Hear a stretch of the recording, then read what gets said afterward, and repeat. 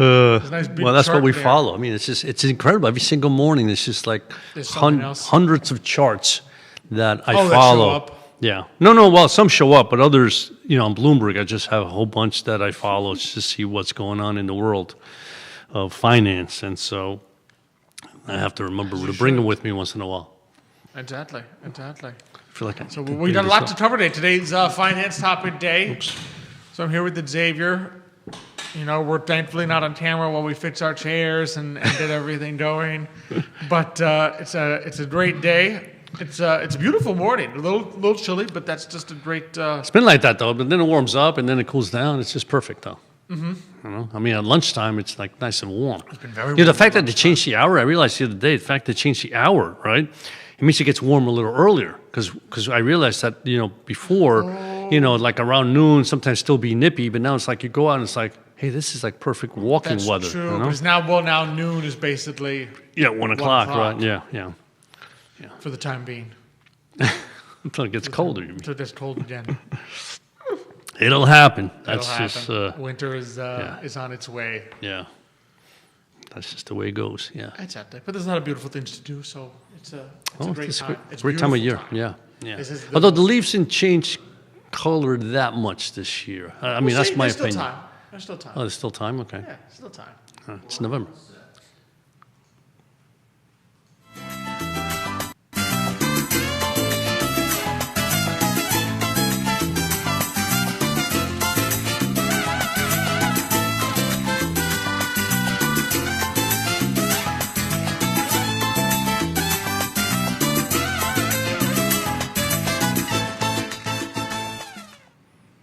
Good morning, everyone, and welcome to Today y Mañana. I'm Alex. This is Xavier.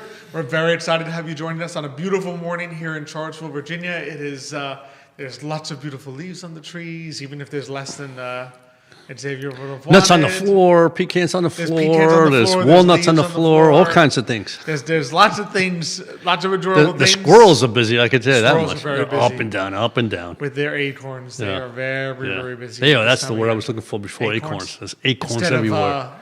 Well, there's black walnuts and acorns, right? Okay. I mean, where we are, right? Mm-hmm. And so the acorns is just like there's hundreds of them, Yep. and I see them go up there, and they jump up and down on the branches, and they just keep falling. They So every jump time, off. because that's where my compost is, so every time I go out there, it's like it's raining acorns, and they hit me on the head, and I got to wear a hard hat going out there. There you go. Well, somebody's got to do what you got to do.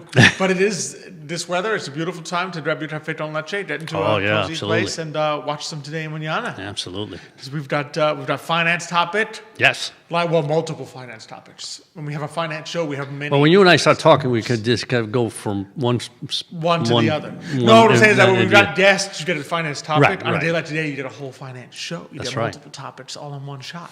You get topics, we have charts, we have numbers. Xavier came very prepared. So he has a lot that he wants to talk about. And, of course, love being here. Always. On the I Love CVille Network set. Of course, Judah Whittower behind the camera making us all look good.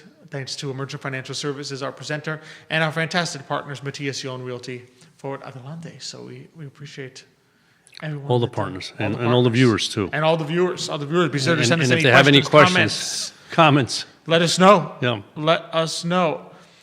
Dr. Elizabeth Erpy is watching along with Maria. Maria, she's probably smiling right now. She's very focused. She's making sure that she's seeing that voice. She's listening to that voice. I said, I know that voice. I know that voice. Wants to make sure I don't make any mistakes, or else I will get the judgment face if I make a mistake. So we don't want that. We don't want to be judged. That. That's for sure. We don't want to be judged to be less than competent.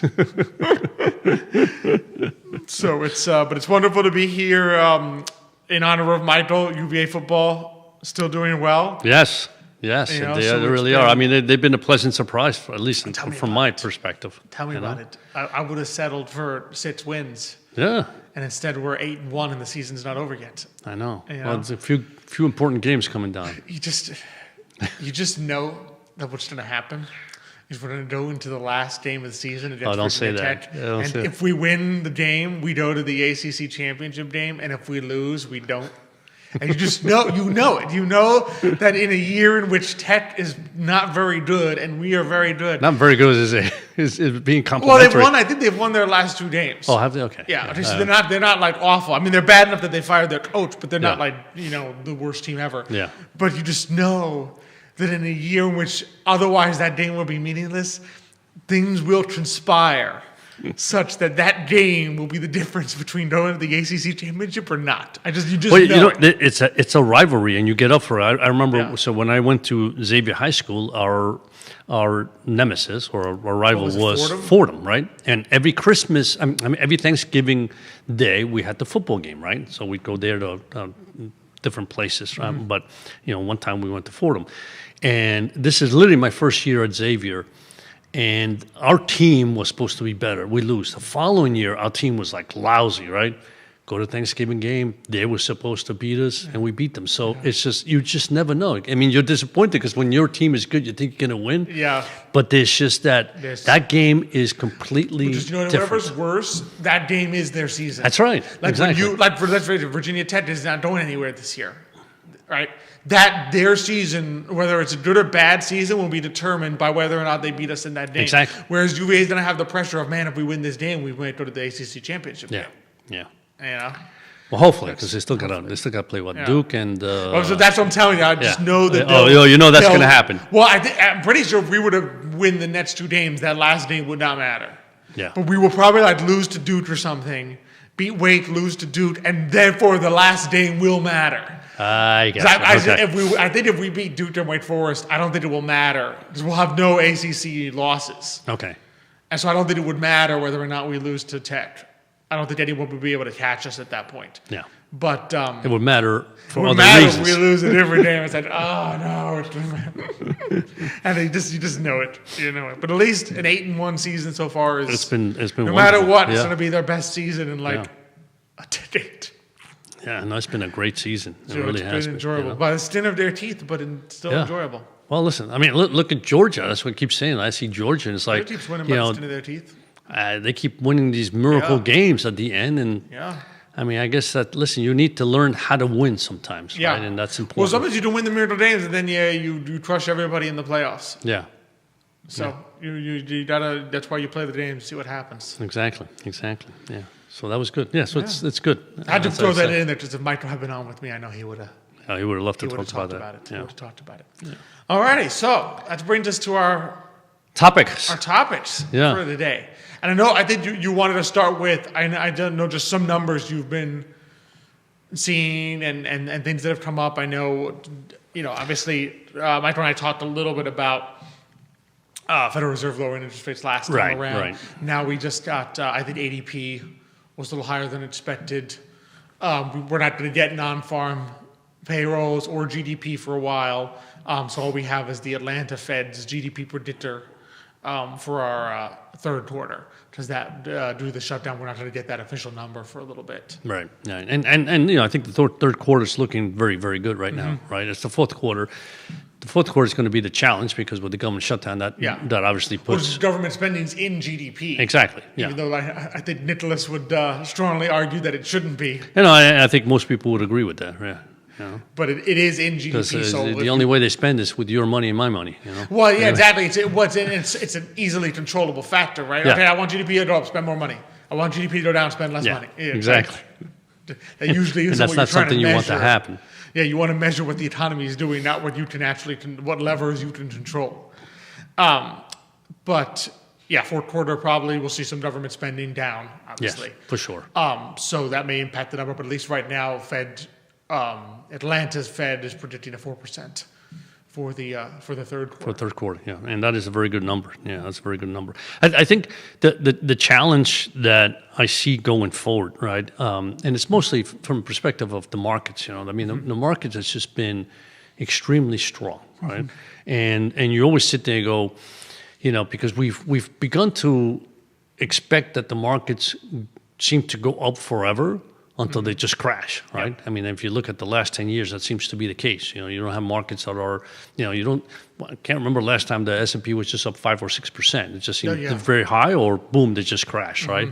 So you sit there, you've had back-to-back years of very good, strong years, and it's like, at what point does this market, just, take a dive, right? Yeah.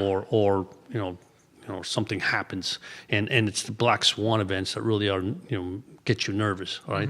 But there's just a lot of things that are, there's a lot of indicators out there that things aren't as smooth as one would have expected, right?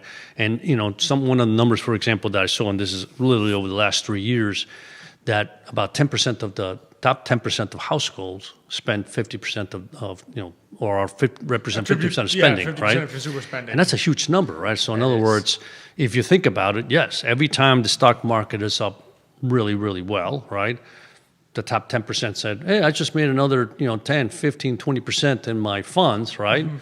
And I'm just going to spend it, right? Yep. So they spend it, right? It's the middle class, right, and the lower income class that really isn't able to spend as much as they want. Which would explain a lot of what we've been seeing. Is we've been sitting here since the beginning of 2024. We've been sitting here on this show saying consumer debt was approaching $1 trillion and then surpassed $1 trillion in January 1st of this year. Suddenly it was over $1 trillion, right? And we've been sitting there saying, with all this debt, how is consumer spending still going up? And I said, well, because a small portion of people who don't have all this debt are spending a whole bunch of money. Exactly. Which would explain how, despite the inflation, despite the consumer debt, consumer spending has still been positive this year. Exactly. And so the question beckons is, is the consumer debt that is being accumulated by mostly, middle class, right? Is it to survive, or is it to purchase, right? Or is it to enjoy life? Because, I think after COVID, I think a lot of people decided, I'm not going to wait till tomorrow to enjoy my life. I'm going to take my vacations now, right? So I think that's happening a little bit too. Those are question marks, right? At least in my head, is like, at what point do you start saying, these markets have done very, very well, but can they continue, right? And granted, I mean, you look at the Magnificent Seven, and the first quarter this year, they look terrible, finally right? Becoming dead, exactly. Earth, and now but they have just catapulted back to the top, right? Pushing that S&P 500 and the growth index. But the one surprising index, I think, which you and I talked about at the beginning of the year, was really the Russell 2000, which is the small caps, right? The small companies, right? Well, we thought that finally they might begin to turn around. Exactly. And they have in the second half. Yeah, and for the last 6 months, I mean, I think they are, other than the NASDAQ, they're the best performing, sector, right? Which is what you and I were kind of expecting to happen eventually. And you look at the last 10, 15 years, small caps have really underperformed dramatically, especially once interest rates rose, and those companies are the ones that struggle the most, right? Because it's kind of ironic that, I mean, it is the way it should be, but it's ironic that you're a small company and you need to borrow funds to get your company going or expanding. And those funds are very expensive because you're small, right? So they, they're usually, their interest rates are 2, 3, 4% higher than what a Costco, P&G, or those big companies will pay, all right? So of course, when interest rates rise, then they're at that borderline saying, I'm borrowing out at 10%. And my return on investment has to be greater than 10%. Can I do that, right? While the other companies, the big companies, the value companies, are borrowing still at 4, 5, 6%, which is very reasonable for them, right? So we figured if interest rates begin to come down, we would expect that sector maybe finally gets off the ground. Now, again, the issue with an index like the Russell 2000 is that you have 2,000 companies, right? So many companies. There are so many companies in there that, they're going to struggle. By definition, a large number, the issue is when you have 2,000 small cap companies, by definition, a large number of them are not actually going to make it. They will fall out of that index. Exactly. But they will, of course, drag down performance before they leave. That's right. Exactly. So while, that doesn't happen in the S&P 500, that doesn't happen in the Russell growth companies, because those companies are already very well established, right? So that's what happens in the sense of those particular indices are very good when markets are going up, and even markets are stable in the sense that, they're much more stable. And the small caps is where you can have the huge gains, right? Because if the economy begins to really perform as one would hope in the near future, right? In the sense that it is a better kind of domestically, it's a better economy than from a global perspective, right? We're trying to bring back more manufacturing, et cetera, right? Then the small companies will do much better, right? In that scenario, and that's what you're hoping for. And so, and again, finding the sweet spots in those particular sectors, small caps, is what you have to try to do, right? In other words, it's easy to say I'll just buy the index, but again, that index isn't representative of what can happen. Well, and it is probably a place. In other words, it's difficult to look at the S&P 500 and say, okay, I'm going to go into the S&P 500 and find added value. Because I think every active manager to tell you it's been almost impossible to beat the S&P 500 as a whole over the past decade. Yeah. The only way to beat it really lately is either bet for the Magnificent Seven or against it. If you bet against it, you always underperform. So if you bet against them, you always underperform. I guess you have to overweight them is the only way to beat it. But Russell 2000 is probably a place where if you wisely allocate them on certain areas, certain sectors, you can probably find some added value there, given that the index as a whole just has so many what will be underperformers. Yeah. And we've seen that, and we've done so much research, especially in the biotech industry, where there are companies that do extremely well, and then they die out, or they do extremely well and they continue to do well, and there are companies that just never even get off the ground, right? So that's a microcosm of that particular index, and we've seen that happen there. Clean energy was another example where that was an area where you focus on that sector, but there was just so many companies in there that they, in one particular time period, they got so many subsidies that they forgot that those are great subsidies, and you're making you're getting a lot of money from quote unquote the government.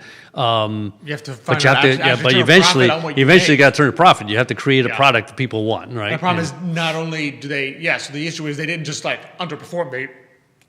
They crashed and brought down the index entirely. Yes, exactly. Right. So all these sectors, right, are important to look at and say, where is it that we believe truly the growth to be, right? And then even within that sector, then you have to find, who is doing the right job in picking particular companies that may produce the kind of returns that you're looking for, which is north of whatever the S&P, the growth companies are doing, right? So again, that's just a lot of homework that you have to do in that sector. In the other sectors, there's less homework, right? That you have to do. It's just an asset allocation perspective. Yeah. So those are things. And this year, I know you and I have also. We've never been enamored of the international sector, especially in the equity. I mean, we like emerging markets, ex-China, for different reasons. Developed international has never been our exactly. favorite place. And you look at the last 20 years, that market has underperformed the S&P 500 hugely. I mean, by half, essentially. In some cases, by almost half, right? Different ETFs are produce different results, but as far as the index is concerned, it's pretty close half, right? So you sit there and go, why am I investing in international equities, right? When basically those are developed countries, right? So we already are a developed country. So when I keep my funds here, as opposed to put it in an international arena where now you're taking currency risk, right? So either you have to hedge that currency risk, which is expensive, right? Or you have to take the risk, and if the dollar goes up, you underperform, right? So this was one year, though, that the dollar certainly has had a decline in its value, and so the international sector has done well. And again, mostly the first 3 months. Well, and ironically, because of currency. Oh yeah, mostly currency. Absolutely. So in other words, you're having been in there, you may have a positive return vis-a-vis the dollar, but did you buy international stocks because you were trying to play currencies? Because I think a lot of people who are in international stocks, that's not their intended goal. No, exactly. I mean, I'll give you an example. The DAX index, right, which is a German index, all right, is up for this year, all right, is up 33%. In the last 6 months, is up 4%, right? So basically, when the dollar began to either kind of plateau, right, or start to go up a little bit, which is what's happened over the last since kind of June, actually probably the end of April, the end of May, the dollar plateaued in the sense that it stopped going down, right? And now it's starting to go up a little bit. Those indices, all the international indices, have underperformed the S&P 500 again, right? So for the year, it's still up because obviously the dollar was down quite a lot at the beginning of the year, the first 3 months, in the fear of tariffs, et cetera. But again, it's a currency game. So I sit there and go, if you want to play the currency game, there's other ways to do that. You can take. Well, and again, if you have been trying to avoid the currency game and you hedged those international equities, your return probably is absolutely. not the same. Yeah. No, it isn't. It isn't. Yeah. Those hedge portfolios are definitely not the same. Yeah, their returns are nowhere close to what they were if you just stayed in there. Yeah. And took that currency risk. So again, the dollar looks like has kind of stabilized a little bit. Which means I'm guessing on the flip side, gold has stabilized in the other direction. Just gold skyrocketed earlier this year. Yeah, gold had an enormous year this year so far. But over the last, I would say probably about 3 weeks or so, it came down. Now it's kind of stabilized a little bit more. And again, the dollar, so I guess there was two things happened, right? The dollar kind of goes up and down based on not only inflation, but also what interest rates you can get in different countries, right? And so I think there's a dichotomy there for the dollar. And for gold, though, it's mostly inflation fear, right? And I think the inflation fear really was instilled when, obviously this new administration came in because everybody knew they're going to put tariffs. And, the assumption was that was going to, be inflationary, and so everybody rushed into gold, right? And I think the feeling is that although we haven't seen it yet, people still feel, and you still read some economists is that eventually it's going to happen. We're going to get an inflation spike because of that. Whether we do or not, it's hard to tell. How long companies are willing to absorb some of that cost, and my suspicion is if you're an international company, right, and you sell product to the U.S. and what you sell is to the U.S. is a large portion of what you sell globally, you're going to eat a lot of that, right? Well, because you still want that. You also want that share, right? Yeah. It also depends on if you actually have any competition. Right. So if you have domestic U.S. competition, then the issue is it's not as though you can pass on the tariff so that your price is now higher than the U.S. price. That doesn't work, because then people will just change the goods which is what the goal is. Which is what the goal is, right? So you have your ability to pass on the tariff is limited by the actual price that people can get in the market. Yeah. And like I said, so it's a market share game, right? In other words, am I willing to lose market share? Because we all know market share is a finicky thing, right? In other words, you stay with a product all your life, all of a sudden you find something better, you try it, you like it, you're done. You never go back to the other one because like, hey, I like this one. If it's cheaper, it's like, wow, it's cheaper and it's just as good, why not? Or it's better, I'm paying a little more, but it's better, I'm good to go, right? So no matter what, market share is a game that you just don't want to lose, right? And so a lot of those companies, like, I'm not willing to lose market share, right? So I'll eat the cost, because eventually, it's a one-time deal. Even for them, it's a one-time deal. Prices go up, and then after that, Powell essentially said as much. Yes. That he came to realize that a tariff increase is a one-time. It's not an ongoing inflation. It's a one-time increase in prices. Therefore, it doesn't cause endless inflation. Right. Exactly. Yeah. Absolutely. Yeah. And again, the world's changing. Ever since computers became part of our world, it's just the world changes exponentially faster, right? Because now you have AI, you have robotics, so all that changes the dynamic of our economy dramatically, right? So in other words, and we see that across the board. I mean, in our business, there are people who use AI to invest portfolios, which I disagree with, but anyway, it is what it is, right? That's what people are using in some cases, right? But more and more companies using AI. I forget who it was. I called somebody the other day, and there was a person that kept responding, right? And I asked a question, responding, and it wasn't a person. And at the end it says, we use now AI to filter calls and whatever. So literally, this is not a person speaking to you. This is AI. Oh, here's the question.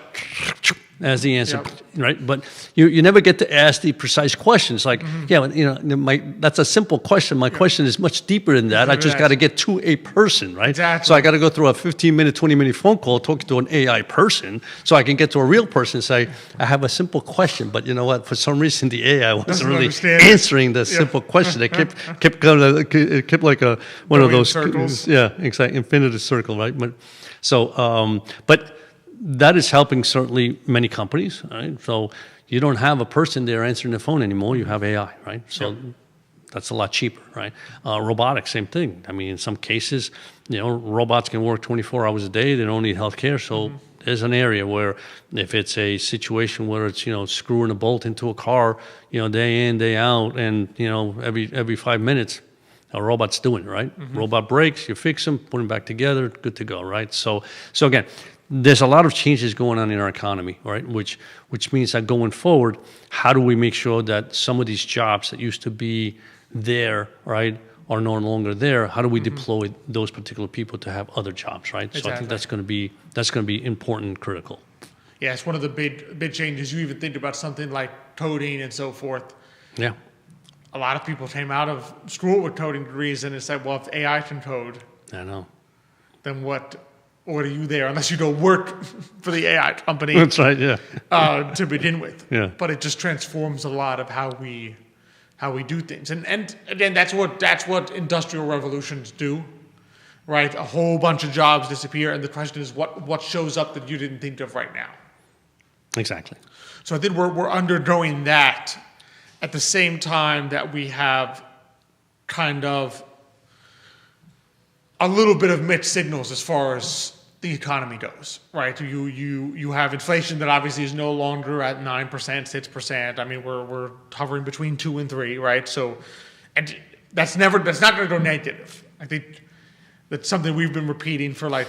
You mean inflation? 3 years now, right? That when we would tell people you want inflation to go down, but when we say we want inflation to go down, what we mean is that the rate at which prices go up goes down, right? Because there's only one scenario I know of where prices go down, and that's recession, and you don't want that, right? And even then, sometimes recession brings inflation close to zero, but it doesn't turn negative. Exactly. It's usually depressions where prices actually go down, right? So what we're seeing is a better inflation picture. Rates have come down, right?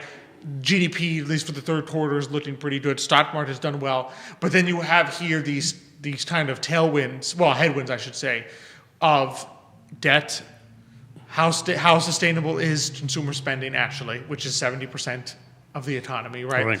So a lot of, I think, next year's bet is going to be, okay, there is now more certainty as far as the tax situation goes, but is that not taken care of? Right. So do you see business investment, that other piece of the economy, do you see business investment pick up where government spending and consumer spending may lag? And is that enough to offset? And I think the answer is yes, right? So I mean, I think we began to see that already in the third quarter, right? And if you remember the very first quarter of this year, that was kind of the difference was the fact that we had, essentially a big investments by companies buying foreign product because they were afraid of the tariffs. Well, business right? investment was up big, right. But what happened was imports were so much higher than exports that it turned GDP negative. So that was a negative for the economy in the first quarter, and we saw the reversal of that in the second quarter. But we're also beginning to see businesses pick up as far as their investments are concerned. Now, again, I think the government shutdown is going to cause some issues here, right? And so, if you're a business, you're saying there's a government shutdown, these people aren't getting paid. They're going to get paid eventually, right? Yep. I mean, they're furloughed now, so it's not like they're not going to get paid. They're going to get paid, right? But that means the government right now is not spending. So as a business, do you say, do I spend now this quarter, or am I going to wait for the next quarter? Because, hey, I mean, by the time next quarter rolls around, if the government shutdown ends anytime in the next couple of months, there's going to be a huge amount of money being sent to these people, and they're going to have, in most cases, a surplus, right? I mean, they've some people I know have been taking money out of their Roths and other areas where they might to reinvest those, right? Replenish those. But in essence, humans are what they are. They all of a sudden they get a $10,000 check, and it's like, wow, $10,000. You know, that feels expensive good it now, is. right? Think about that. That was my salary for the last 4 weeks, whatever. So I think businesses are probably putting a little hold on right now and saying I have to wait and see what happens here before I reinvest my funds, or maybe it's the opposite. They might say, I got to be ready for the first quarter of next year, right? I need to have the product ready to go. Yeah, exactly. So it's again, these are always question marks, right? So from an investment point of view, you always have to figure out, where are you on these cycles? What sectors make sense? What part of the, again, one of the things that you and I talk about a lot now is really, tax-aware investment, right? And those are for folks that aren't in retirement funds. They just have a regular brokerage, where it means that every time you have a capital gain or interest, those funds are taxable, right? We live in a world now where, you have the ability to do, in your portfolios what only institutions could do in the past, right? And that is an amazing opportunity for individuals, where you can literally manage a portfolio with awareness to the tax consequences. And that means that you can create a portfolio that not only grows, but also minimizes your tax burden, right? And that is just fantastic. And again, on the institutional basis, we used to do that a lot, but the opportunities weren't there for the retail investor back then, right? Now they're there. I mean, there are like over 3,000 mutual funds, ETFs out there, right? And there are just so many that you can literally create portfolios that look like an institutional portfolio, right? And then manage it in such a way that you can minimize taxes, still have the growth you want, still have the income you want, and those are just fabulous opportunities. So again, it's investing is not just figuring out what's going to happen in the future, but what can I do today to, one, make sure I have the income that I need, make sure that income, if possible, is minimizing my taxes, and two, I have the growth that I need, and two, I want to be in a situation where that growth is good for me, but I don't want to be handcuffed. And by handcuffed, I mean, sometimes people, let's say you bought Apple in back when, now you still have Apple in your portfolio, but congratulations, it's gone up 5,000%. 5,000%. Right? And you're sitting there saying, man, I can't sell this thing, or else I got to pay capital. taxes on it. Exactly. So there are ways around that where you can still have the growth, right? But you don't have to worry about, if you need to make some kind of shift in your portfolio because it makes sense, you don't have to worry and sit there, I got to pay capital taxes, right? Capital gain taxes.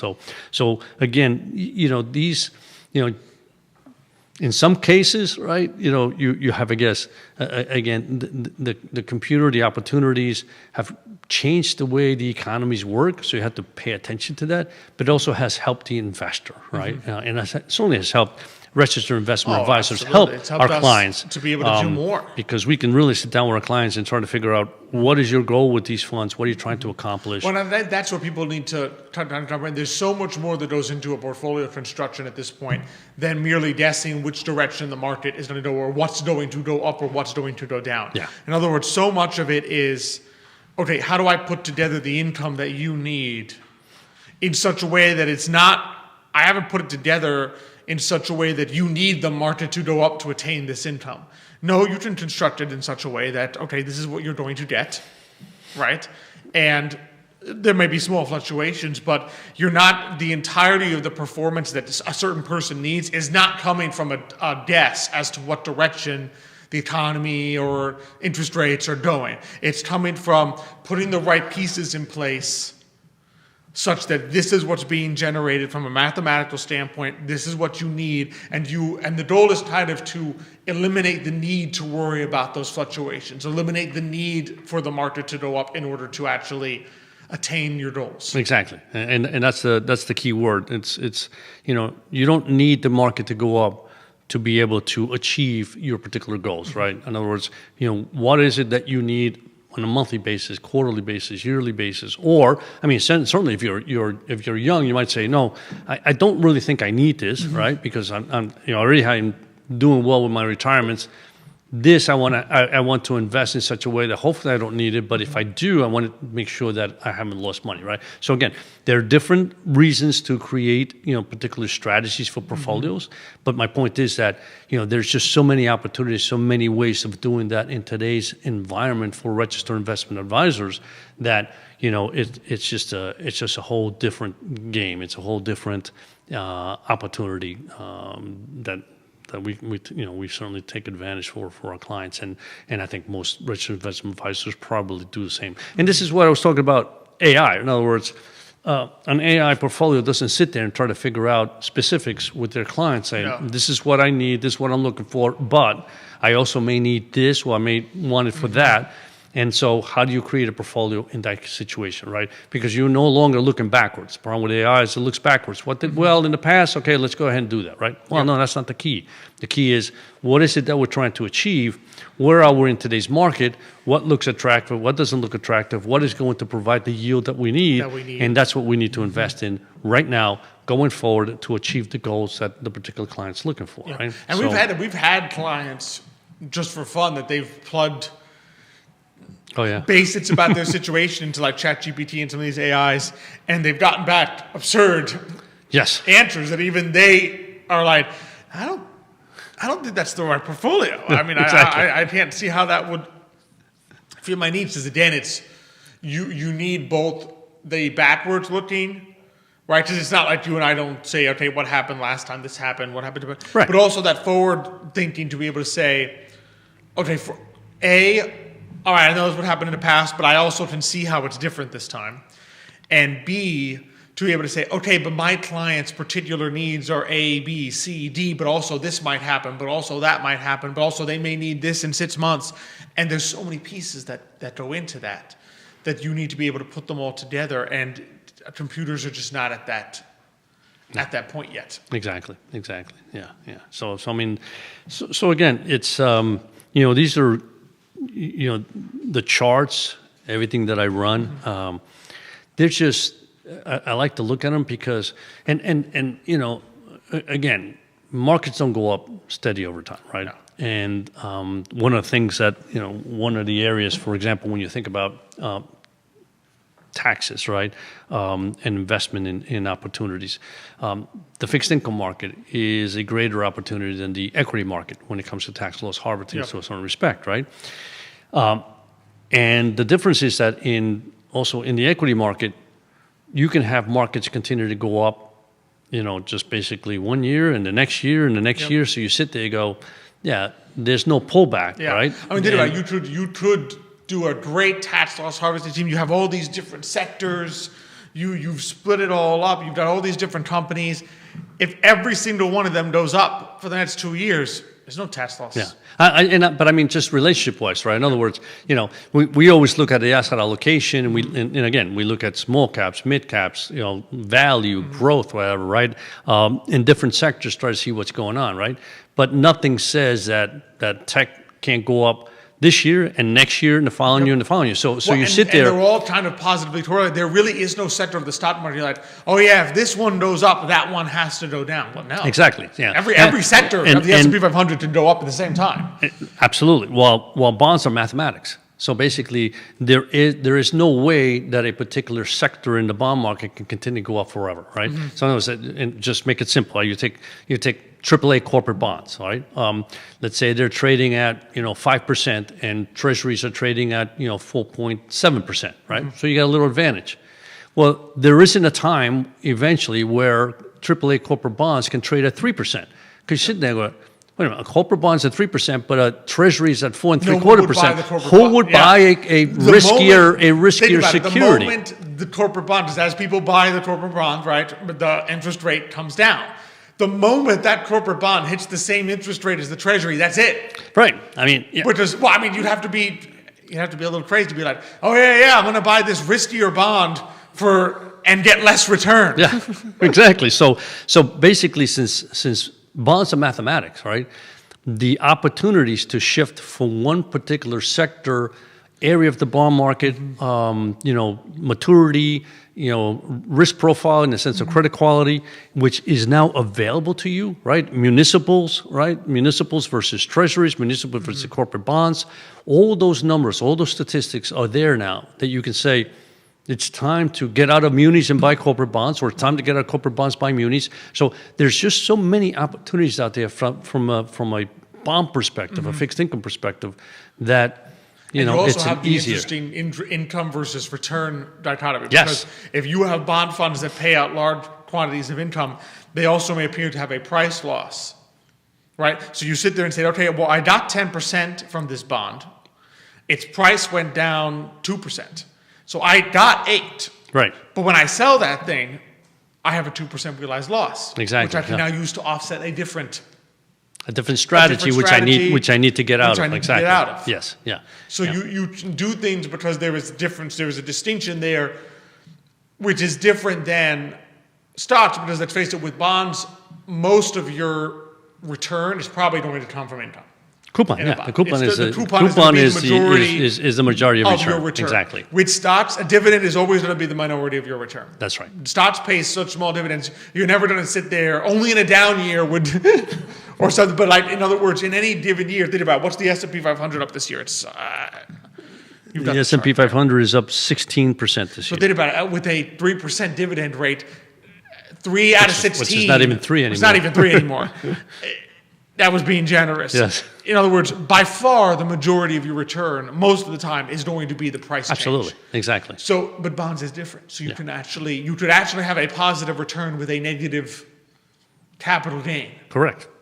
Yeah. In the bond. Yeah. Exactly, and then like I said, it's because bonds are math, right? So sooner or later, there's that relationship. Once it changes, it can no longer continue to change any further because who in their crazy mind would buy a high yield bond at a lower rate than a AAA corporate bond or a treasury, right? Nobody would do that, right? So you get to that spot where it's like, this no longer has value, right? So I need to get out of here and buy something else that has more value, right?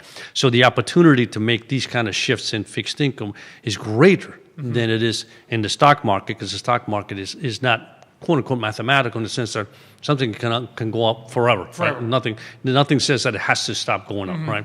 Well, in bonds, that's not the case. So again, when we look at tax aware investments on the fixed income side, is where the majority of opportunities occur, and we can do a lot more there. Absolutely. And they're good. They're good. So again, all this again. These are all the charts that we look at, right? Yep. So we look at the relationship between a number of sectors, maturities.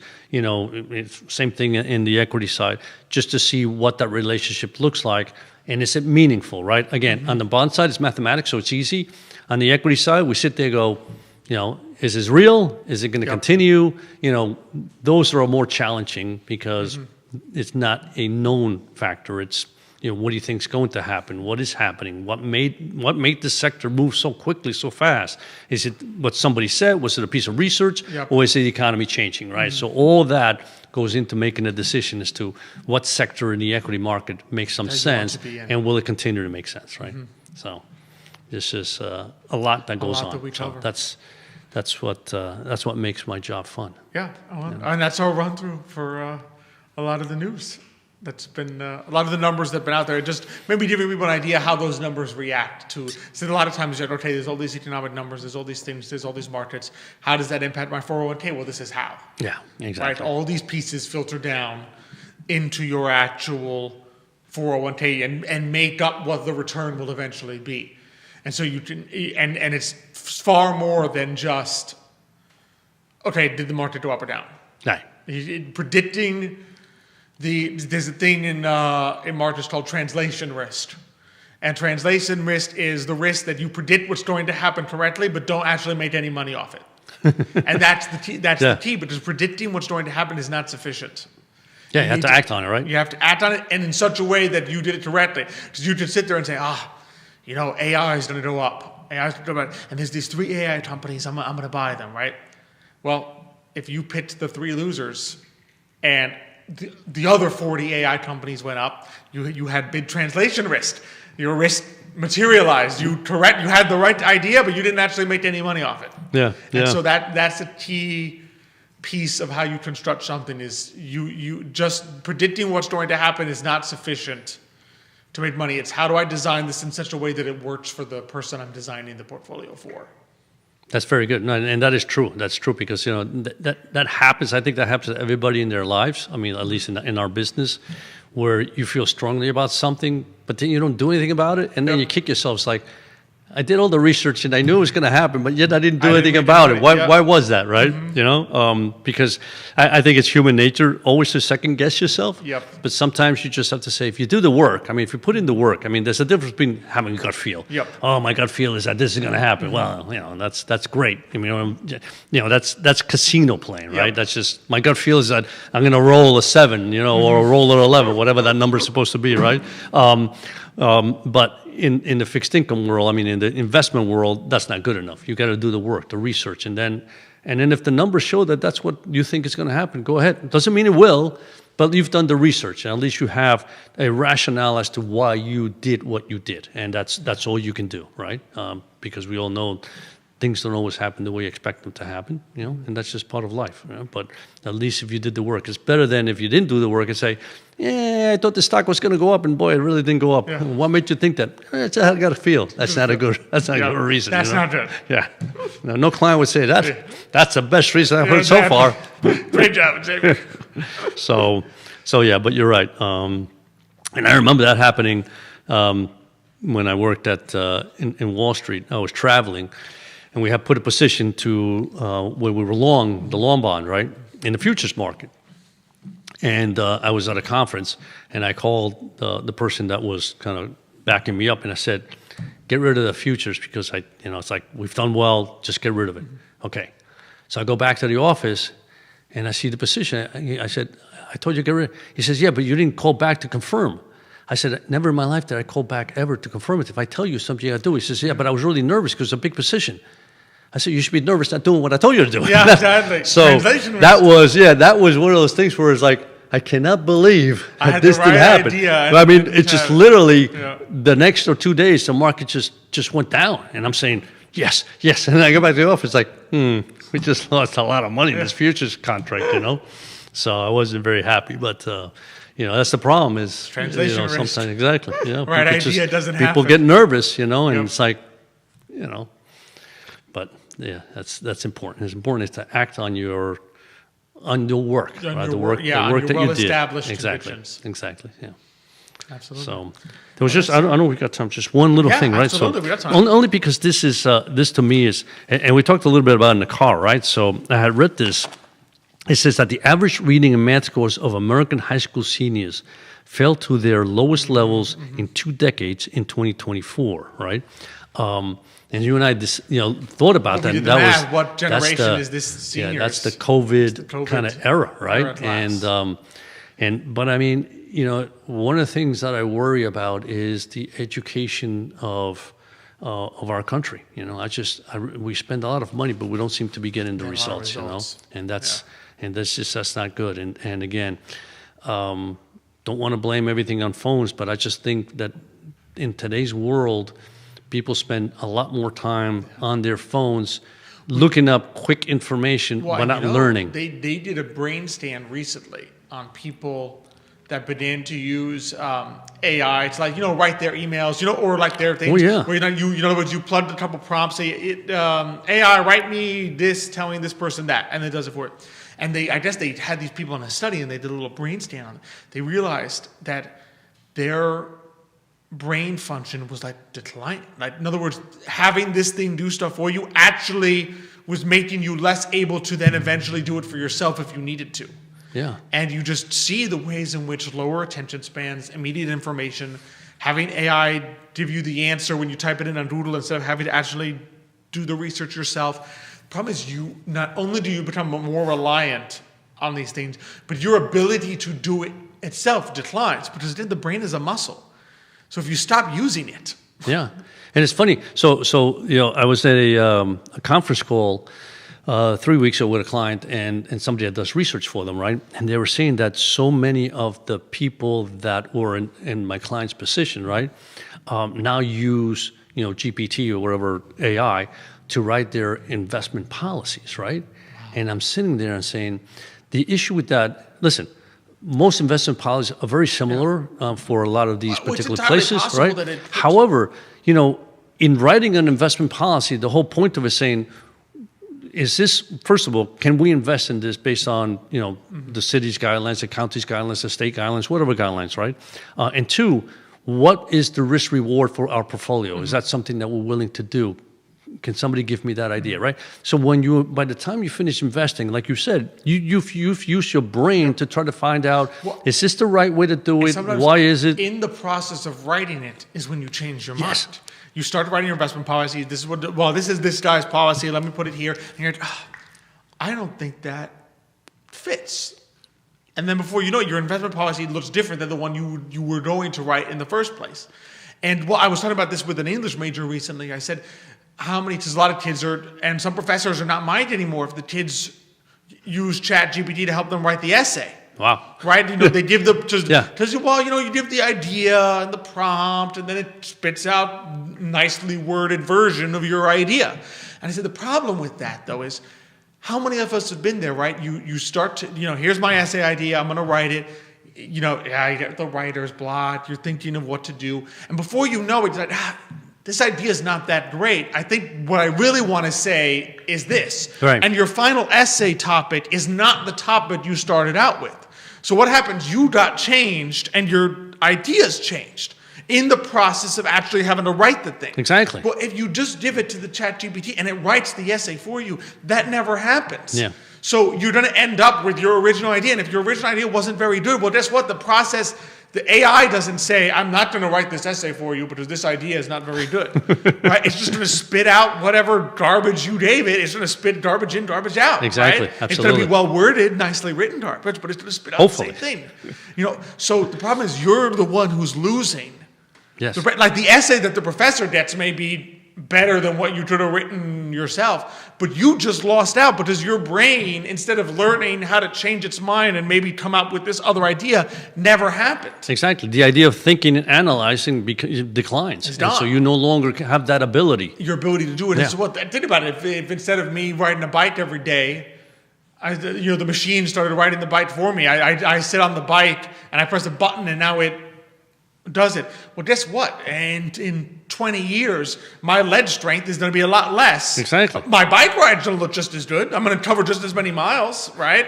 You said, well, he still bike rode for 10 miles, right? Yeah. Well, guess what? My legs are going to be totally atrophied. He must be in great shape. And let we know exactly. We're not in great shape. I won't actually be in great shape because I didn't actually use the muscle. Yeah. No, it's a dangerous path. It really is. I mean, again, there's some things that can. I mean, we were on very much during the COVID years on there are going to be detrimental impacts to shutting things down for too long. Yes. And 4 years later, there are indeed detrimental impacts for shutting things down for too long. Absolutely. We talked about it with small businesses mainly, but we talked about this as well. And sometimes you don't see the ramifications immediately, but you see them down the road. Yeah. And it's and I always remember when you guys were like in grammar school talking to teachers, the building blocks are right there. In other words, if you ignore the foundations, 'cause some kids just struggle understanding mathematical concepts, right? And they're just too young. In other words, their brain wasn't able to get there yet, right? And I said, give them a little bit of time, right?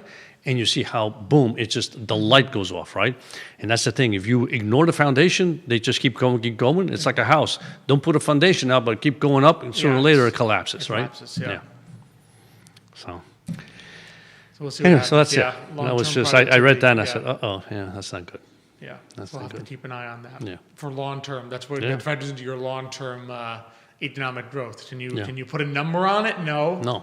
But it's there. It's there because long-term growth is the productivity of the worker combined with the capital. And if the productivity of the worker is not there because we can't think for ourselves, then that's the problem. Yeah, that's right. But alrighty, on that note. Well, it's been good. It's been good. I always enjoy chatting with you. Same here. Same here. I think our next show is probably going to be Oh no, we've got weeks. one in 2 weeks. We've Yeah, got 2 one weeks. in 2 weeks. 2 weeks. That's not. I wasn't sure if that was Thanksgiving, but we've got one in 2 weeks. Yeah. So what day that is? So that's the What- 20th. 20th. Okay. 20th. So we will be seeing people then. But until then, I always love being here, chatting Same here. with you. It's always good. Appreciate, of course, Matias, you on Realty, Ford Adelante. You know, I love CVille Network, Judah behind the camera, doing the magic. Merchant Financial Services, our great presenter, and love being here with you. Love the audience. Thanks everyone who tuned in. Be sure to send us any questions, comments, thoughts. Yeah. feedback. Even afterwards. Yeah. Send us. Even afterwards, feel free to do so. We look forward to seeing you all next time. But until that time, hasta mañana. Vamos,